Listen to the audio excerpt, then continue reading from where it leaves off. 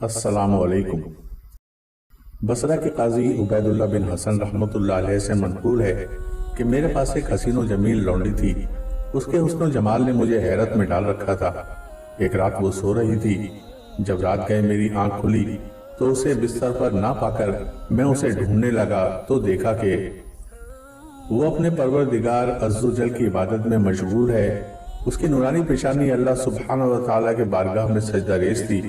وہ اپنی پرسوز آواز سے بارگاہ خداوندی میں اس طرح عرض گزار تھی: اے میرے خالق، تجھے مجھ سے جو محبت ہے اسی کا واسطہ دے کر التجا کرتی ہوں کہ تو میری مغفرت فرما دے۔ جب میں نے یہ سنا تو کہا، اس طرح نہ کہو بلکہ یوں کہہ: اے مولا عز و جل، تجھے اس محبت کا واسطہ جو مجھے تجھ سے ہے تو میری مغفرت فرما دے۔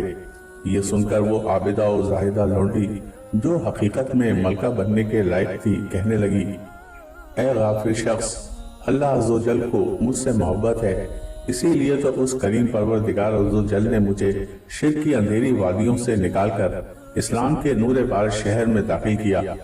اس کی محبت ہی تو ہے کہ اس نے اپنی یاد میں میری آنکھوں کو جگایا اور تجھے سلائے رکھا۔ اگر اسے مجھ سے محبت نہ ہوتی تو وہ مجھے اپنی بارگاہ میں حاضری کی ہرگز اجازت نہ دیتا۔ قاضی عبیداللہ بن حسن رحمۃ اللہ علیہ کہتے ہیں، میں اس کے حسن و جمال اور چہرے کی نورانیت سے پہلے ہی بہت متاثر تھا۔ اب اس کی یہ عارفانہ گفتگو سنی تو میری حیرانگی میں مزید اضافہ ہوا اور میں سمجھ گیا کہ یہ اللہ عز و جل کی ولیہ ہے۔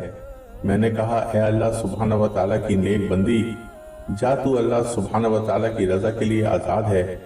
جب لونڈی نے سنا تو کہا، میرے آقا، یہ آپ نے اچھا نہیں کیا کہ مجھے آزاد کر دیا۔ مجھے دوہرا اجر مل رہا تھا، یعنی ایک آپ کی خدمت کا اور دوسرا اللہ عز و جل کی اطاعت کا، لیکن اب آزادی کے بعد مجھے صرف ایک اجر ملے گا۔